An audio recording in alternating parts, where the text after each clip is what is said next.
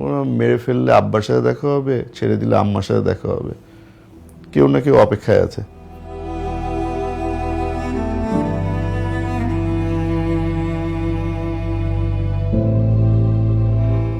আমার পায়ে আমার আব্বার কাবলি জুতা ছিল।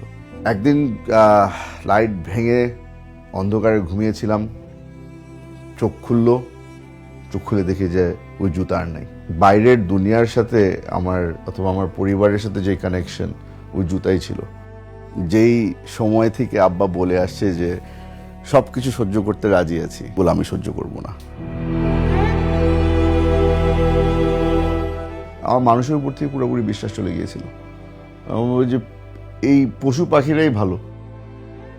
সবচেয়ে ভয়ানক জিনিস যেটা ছিল, একজন লিখেছিল যে আপনাকে এখানে কতদিন রাখা হবে জিজ্ঞেস করে কোনো লাভ নাই, আপনাকে কেউ কিছু বলবে না। এই জমটুপি যখন আমাকে পড়ানো হলো, কোনো সময় আমার মাথা থেকে যাবে না। এটা একটা একটা মিক্সচার ছিল, ঘাম আর রক্ত, একটা মেটালিক একটা স্মেল থাকে। তো এই জিনিসটা জমটুপির সাথে আপনি কানেক্ট করবেন ডেথ।